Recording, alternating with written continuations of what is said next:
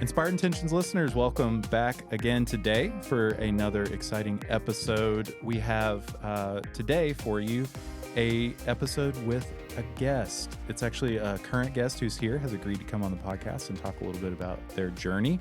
And I have as a co-host today, not Rachel, but none other than Ryan, our director of fitness. Ryan. How's it going? Good, buddy. It's always good to have you back in here. I appreciate it. It's good to be back. Yeah. And you have worked with this guest for a few weeks that we have on? Yep. So she's been here a little bit longer than maybe some of our typical LoseSmart guests. I think Susan, we're just introducing her now. Yeah. Hi. Susan is here. And Susan, you've been here for... This is my eighth week. Eighth week. Yep. Yeah. So, and that's always a privilege to be able to have someone for a little bit longer. I'm sure we'll unpack that a little bit Absolutely. during our time today. Yeah, always a good time. You've been able to avoid the podcast room for 8 weeks, but you couldn't make it entirely through. We got you. This is amazing. I'm really excited about your podcast. I started listening to them and that I'm going to share them with everyone I know because it's got such good information on it. Thank you so much. That's super kind. We love to have listeners, so send it to everybody you know. I will. All of them. I know 5 people, though. Yeah. Okay. Hey, I'll take all 5 of them. Okay. Susan, you were telling me something super interesting a few minutes ago before we hopped on about part of your career. Yeah, well, I started out as I have a master's in clinical psychology back in the 80s, long time ago. And I worked with outward bound clients that were court-ordered, and then I got into working in Colorado. And then I decided to have a family. I met my husband in a residential treatment center for boys, and once I wanted to have children, Yeah. my dream, then I decided to become a stay-at-home mom, and that's like 26 years of taking care of others, right? So part of my journey was to realize I needed to take care of myself a bit. Mm-hmm. And part of that was listening to more therapeutic modalities. And I came across one that's called IFS, Internal Family Systems. And it's an amazing treatment therapy that you can do with yourself, for yourself. And it's not pathological, which most people would, growing up in my age, would think of therapy as very not fun and has a, negative connotation towards it. Mm-hmm. And IFS does not do that. But it's about learning the parts of yourselves that are inner children, so to speak, or parts that help manage your life and help get you out of trouble if you're in pain, called managers and firefighters. So I have, like, for example, a part of me that wants to eat, and I have a part of me that says, don't you dare eat that.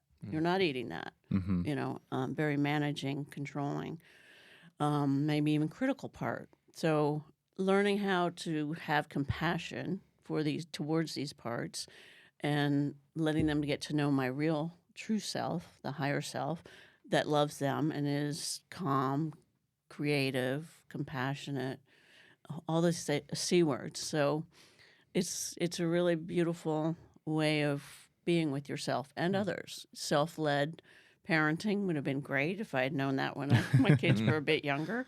Now they're adult children, and I have to, start now with it. But Never too late. never too late. Well, they might say it. Just who knows? But so self-care didn't come easy when you're taking care of others with a therapeutic job, so to speak, and then as a mom. So things got out of hand. Am I going to go right into why I'm here? Keep rolling. Yeah, absolutely. Okay. So the LoseSmart program was very, just when I read about it, I didn't know about it. You guys, I have to ask you, why don't you advertise locally more? Because I didn't know about you. I drove by your sign all the time. I was like, what's Skyterra? I guess that's a golf club. So that's what I thought. But Yeah. anyway, You're here locally around Skyterra? I'm sorry. Yeah, I live up on the mountain. Yeah. On Cedar Mountain. Beautiful area. I'm blessed to be here for sure. So a friend told me when I was talking about what I needed to do for myself, she told me about Skyterra, and I looked up the website. And the pillars I did a lot of research about health and mental health, physical health, all that when my mother passed with dementia in 2014. And I wanted to change my life then so I wouldn't become a burden for my children, growing up. I'm an older mom. I had my youngest when I was 43. So do the math. He's in college now. And so the idea of me being a burden for my kids when they're in their growing years was not what I wanted. So if it was a self-care reason for it first, it started to be something, well, for others, I'll take care of myself. But now I'm going to take care of myself for me too. And that's why I think it's going to really work. Being here for 8 weeks has really helped me really understand the program with the pillars of the mindfulness, movement, nutrition, play, and rest. All of them are really, really, Really important. amazing and important.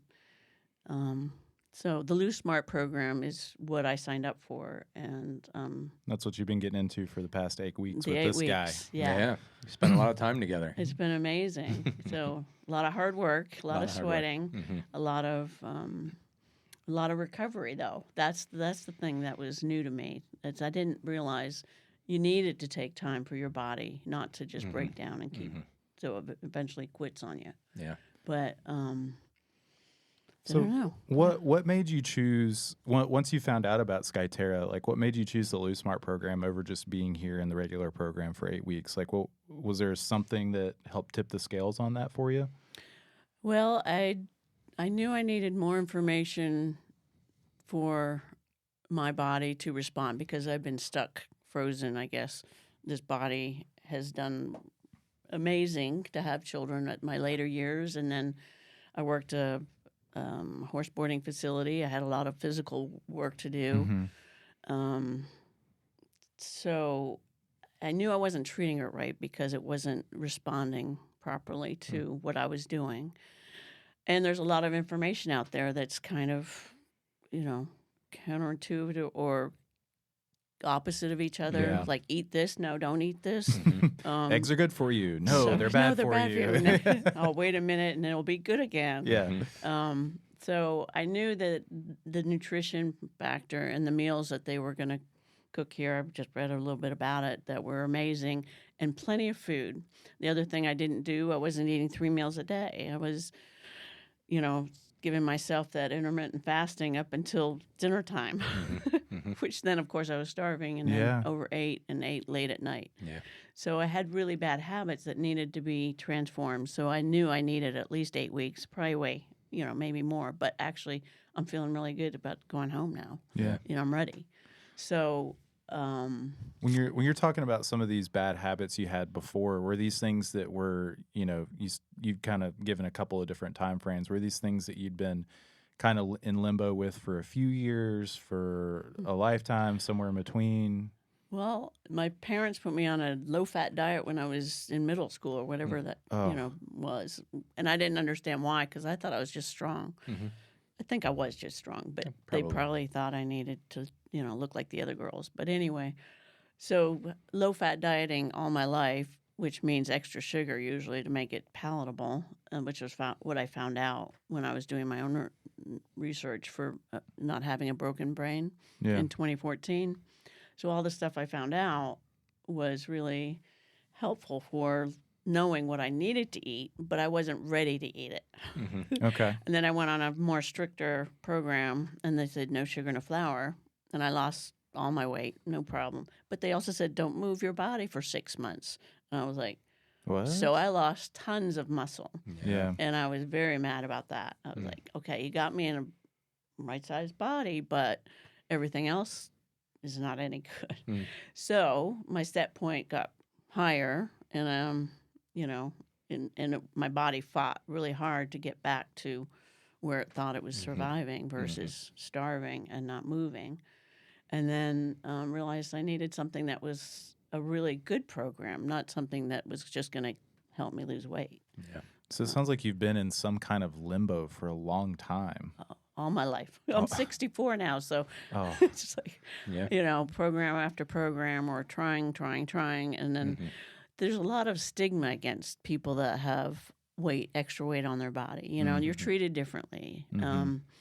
Unfortunately, like I decided, well, okay, now I'm going to move my body. I'm going to start playing pickleball because that'll be fun. And people didn't really want to play with somebody that was oversized, so they moved to a different court or something, and that wasn't fun. So I was like, that's not going to stop me. I'm going to keep going. Good. So I kept learning, taking lessons. It was awesome. And then I decided I'm ready to do more.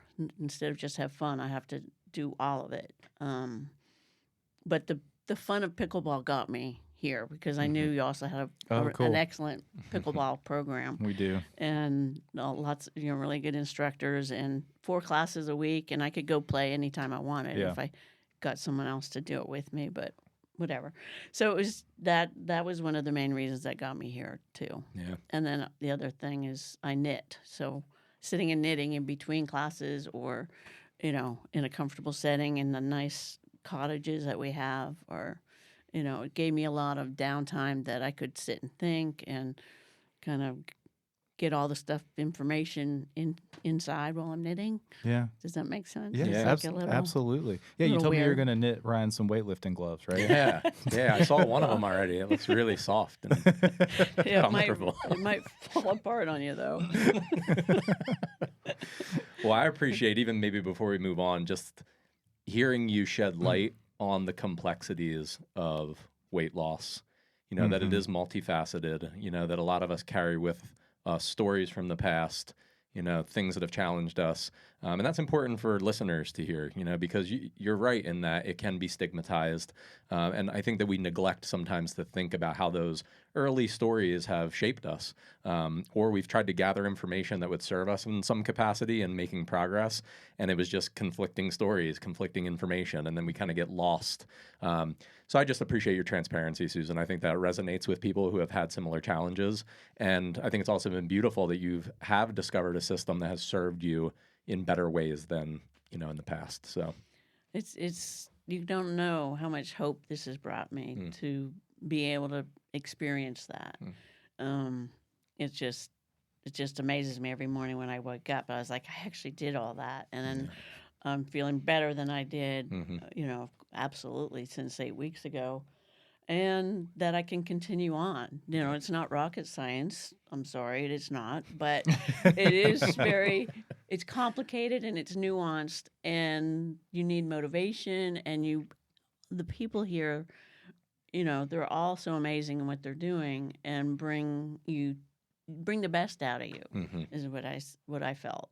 Like every moment I was, whether it's talking to Jeannie with the nutrition, with you with the strength training and the LoseSmart programming, and and just it's just all works really well together and made it doable, and then hopeful for the future that I can continue on. It's sustainable. Yeah, that's huge. That's huge to be able to have, a blueprint, if you will, for, getting home and feeling like, all right, I can continue on with this. This was not just 8 weeks of isolation where I was given some special program and I can't carry through on it. So that's probably the most empowering part of the whole process. Yeah. Yeah. And it was compassion too. I never felt judged here. I felt safe from the moment I arrived. And I'm an introvert, so, getting used to lots of different people was nice and pulled me out of my comfort zone in the beginning. And then I decided to pull back a little bit and be more mindful. So I would eat at the mindful table because for me, food was something I would shovel in as fast as I could, maybe to get more later. I don't know what that was, but I never slowed down for meals. And the fact that they even have a mindfulness table where you could sit and just focus on your food or the moment of the nutritious meal and taste it all. It was just, I never experienced that before either. Yeah. As you kind of started to dip into the program, so like you get here in your first week, I'm sure there was some figuring some things out and kind of getting settled, but you said you felt comfortable right from the get-go and all of that. But as the first week passed and maybe into the second or however long it took, but what kind of things did you start noticing first after you kind of got into the program? Not necessarily like big results, but just like where you're like, wow, I feel like I have more energy, or dang, I slept the best Yep. I have in a month last night, or like, I absolutely felt all of that. The sleep was amazing. Okay. And I took a class on sleep, and I'd studied sleep before. I know the importance of it. My Yeah. mom had insomnia, so I think that was a big part of her brain dementia, the cause of it, years and years of really poor sleep hygiene. So learning, even more here about sleep hygiene and the importance of sleep and rest and recovery all put it together. So I did feel restful, and I didn't beat myself up for it. Like in the past, I probably would have said, well, you haven't done 10 hours of work out in the in the pasture with the horses or whatever I was doing. I would work and work and work and work and then be exhausted. And now I work the amount, and then I rest, I play, I get good sleep, I go to bed early. I mean, I was a night owl. You know that song with Carly Simon? And she's like, I'm a night owl. No, I'm not going to sing that. You have to Go cut that for it. out. hey, these mics are great for voice. Yeah, just let it rip. No. But, up all night, sleep all day. I didn't sleep all day, but, Yeah. But no, it also gave me the ability I felt good, like your question. Okay, go back to immediately not feeling good because, of course, as soon as I had a first couple of days of the strength training and the HIIT cardio, high intense, that's not something I was doing much of. Sure. Maybe 5 years ago I was, but not lately. Mm-hmm. And so it was nice to see I could do it and then survive it. And then feel pretty good the next day or so, after stretching and doing some mobility work, which was amazing because I never knew about that either, and learning things that would help my balance. I just felt so much better after the first week. Actually, I pushed it really hard the first week because I went to all the classes. I didn't know I went to all the ones that everybody, That happens. That happens often. And I enjoyed it. Yeah. But then I realized that's not going to be sustainable. Right. So, true to form, not true to form, but I decided to listen to others to say you can rest and not feel guilty about it. And would take a Sunday off. Like the first weekend, I think I did 2 5Ks on a Saturday, and then Sunday I did another 5K. And because I looked at the schedule, I was like, oh, they don't have much here, so I'll just have to make up my own thing. And at the same time, my feet were killing me because I didn't have the right shoes. And then, that's the other thing. The physical therapy here is amazing. I had several sessions, and she just took the pain away from my feet, my back, my shoulders. And all the way she works and gives you information, stretches to do. It's awesome. And told me to get new shoes, which I did. Great excuse, right? I was like, okay, now I know why my feet were hurting. And they were a half size too small. It's not going to work. Yeah. So, all of that really helped. And all that was happening pretty fast. Like you would say in the first few weeks that you're here, you started to kind of, did you feel like that gave you some hope? Oh, yeah. And then I kept remembering the first day I told myself, okay, just show up. Because I read that somewhere on your website, just show up. Yeah. So I was like, I'm going to show up and see what they do with me. And and it was fun though. It was motivating and enjoyable, and people were happy to be here. The staff were all pleasant, and they knew your name. It's like I was on Cheers or something. Everyone knows your name. Yeah. If we could hover maybe just for a quick minute on the showing up concept, just because we had already heard you say that there came this point, this realization that you wanted to take care of yourself. But then when you got here, you did show up, and I know that you and I had like an early conversation about this. I think it was right after one of the lectures that we had done in our classroom, and this was one of the first interactions that I had really had with Susan, and she was asking lots of questions, like question after question after question. And then right before you left the room, I remember I just stopped you and I was like, I can tell that you want this for yourself. And it was so evident for me because we get so many different guests that come through, not only in the LoseSmart program, but, as general guests. And I do think that we're all at different points in knowing that we want to make a change for ourselves. And I think that it was so clear with you. Like there was this yearning, this deep desire to want to know and to want to show up and keep taking steps toward your goals. So I think that really distinguished you and actually served you in big ways along your path toward progress here. Because like I said to you, not everybody is there, and you certainly were, and I could see it from day one. So, well, thank you.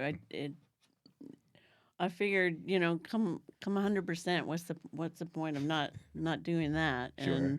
And the fact that you guys really made it easy to do that. I gotta say, there was no roadblocks anywhere.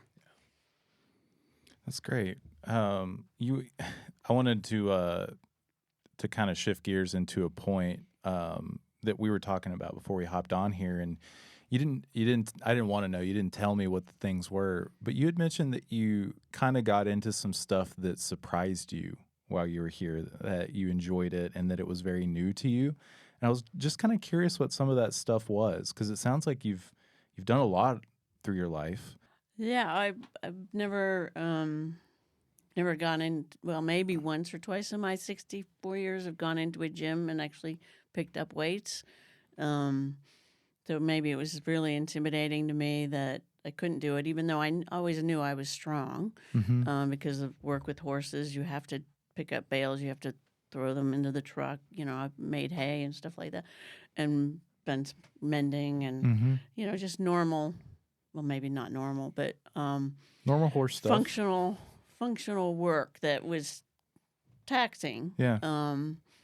But so being able to isolate it into 50 minutes and I'm like in and out, and it was like, wow, I could do that and I can sustain that, and I don't hurt so much that I just gotta do nothing for 3 days. Like my previous exercise kind of things were like that. You do too much and then you can't do anything. So this made me feel like, oh, this is the way to do it. And there's recovery and rest in between. There's easier day, which is my favorite day, I gotta say. Zone 2. I love Zone 2 now. It's like, okay, my best friend. But I do, I never thought I would say this, but I enjoy going to strength training classes. And basically because you made it such a full body experience, nothing got overhurt, and there was modifications for my previous injuries, which made it doable. I was like, oh, I won't be able to lift above my, and then you also encouraged to increase the strength lifting technique or more weights every week, and I could see that what I was improving, what I could lift at now is totally different than what I lifted on the first week. Yeah. And I thought that was a lot. Yeah. So that was a surprise to me because I thought I would stomach it, but I didn't think I'd ever go, I'm actually looking, good, today's a strength day. Yeah, it's amazing how you start to look forward to it, just because strength training is, you feel like you've used your body in an intentional way. Like you feel strong and powerful, the way that you should feel. And Susan came in with a ton of strength, like as a foundation. And I think it is because of the lifestyle that you've lived. But even just yesterday, we're in the strength room, and you had 180 pounds on the trap bar, walking that thing down and back for 40 meters, making it look like a breeze. Like a breeze. Incredible. She's a super strong human being. That's really crazy. Yeah. Well, what can I say? I'm speechless. She's like brushing it off, like, yeah, whatever. Well, that's what I do. And you can also play harder pickleball with a little bit of strength, too. Hey. You just hit that ball harder. Showing some people on the courts out here. Yeah. Hey. Maybe. There's an athlete in there, too. Oh, it's fun. But I do like that I'll have muscle growing into my later years that I can, because I am hoping to have grandchildren someday. Hint, hint. Just kidding. You're going to cut that out, right? No, we're gonna, and you're going to send that over to them. So, being strong when I'm older. I mean, I'm already old, but not, I don't feel as old as I look, but, it's, I think the strength is going to be key to that. And I now have hope that I can do an appropriate amount of lifting and improving my strength in all areas of my body, not just biceps. I think I used to just think it's just the biceps you care about. That's where our mind There's tends to go. Yeah. There's to a the lot biceps. more. Sure. So That's great. Susan, would you say that there was like any particular moment over your stay that was maybe where things really clicked for you? as I said, that being comfortable from day one was what the surprise was, because I'm. You can ask my children. They know I'm kind of an isolate. I like my place, and I like my own time alone. And so it was hard being around. I thought it was going to be really hard, and it wasn't. It was comfortable. It was, everyone's kind. There was no judgment on, it was just an easy place to put myself first. I didn't have any worries from home because there was nothing I can do. I was here. And everything's kind of taken care of in a way that it gives you enough space to do what you came to do. And so I know I do have to modify things as I go home. I don't have a chef in the kitchen. Right. Yeah. But they also taught me things that I never knew, and it's kind of exciting, the way they cook or the foods they use. And I never thought nutritious food tasted good before, and now I know it can, and it does. So there's lots of things that are, I don't know, it's just amazing right from the start. I like hearing that. Well, my husband's a polygraph examiner, so I can't lie. She's actually hooked up to a polygraph right now. Yeah. You guys just can't see it. The other one more thing that I just wanted to bring up, because I would be remiss if I didn't. I do think that you've had an amazing piece to your evolution in how you measure what success looks like. And I know there were moments, over these past 8 weeks where we were off to the races, and we were seeing like results that were just like flying off the paper, and we were seeing all the things moving in the right direction. And then there were, there were moments where we were looking at maybe a number that wasn't moving exactly the way that we wanted to. And it forced both of us as a team to just kind of take inventory on, like, what does this mean, right? This is a single measure of whether or not we're getting closer to our goals. And I just really appreciate that you were introspective enough and reflective enough to say, but you know what? I did move a lot this week, and I felt better, and I had more energy, and I slept really well, and I think that there was a lot of reframing that took place with that. And that's important for all of us to remember, is like our progress toward our goals is never going to be this perfectly linear path. And we have to be accepting of that. And we've got to be able to stick to the course and stick to the program, because we know it does work, especially over the course of time. Yes, exactly. It has. I give myself time for that, for those numbers to change, because my poor body's been through the ringer, so to speak, and it doesn't know what's happening. So it's going to take time to be more consistent, and I'm going to be kind to this body that's working so hard, and do recovery as well as the work and show up. Yeah. And I know you guys look at it every week. Probably shouldn't have. For me, I probably should have kept blinders on, because that's not what mattered. What mattered was if I learned what I need to learn and saw that I was confident in being able to do it. And when Susan's mentioning like looking each week, we do look at body composition to determine whether or not we're moving towards success.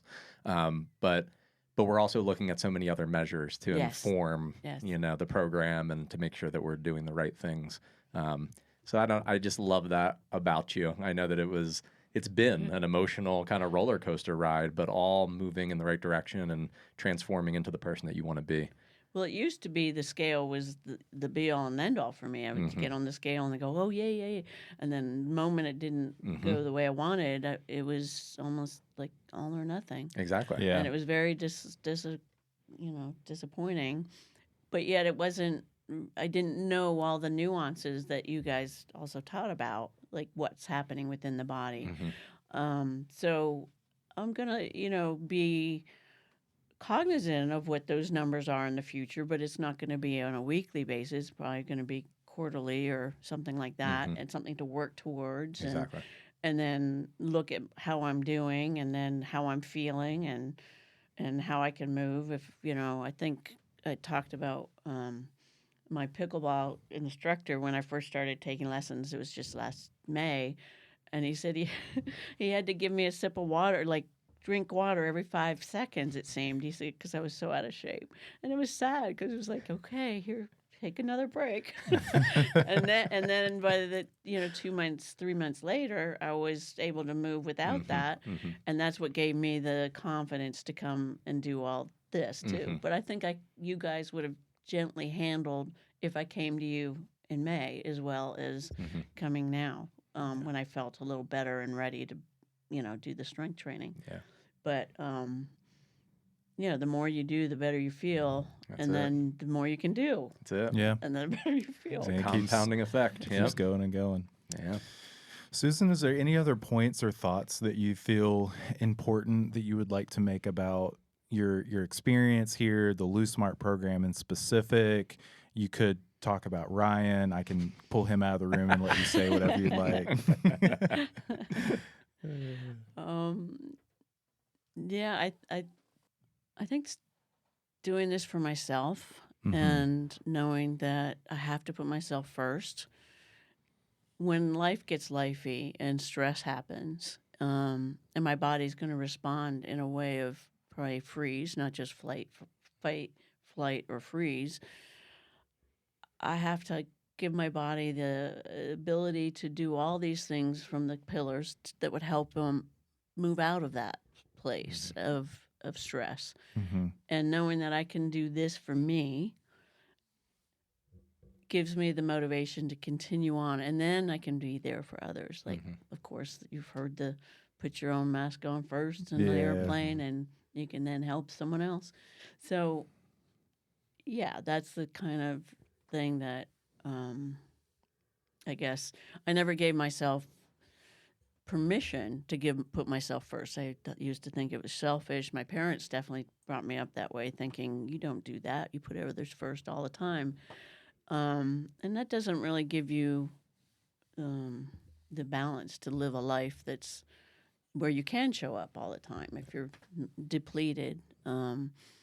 So I would just encourage all the people that don't put themselves first to put themselves first in a way of becoming the person that God created them to be, that they want to be, with health in mind and longevity.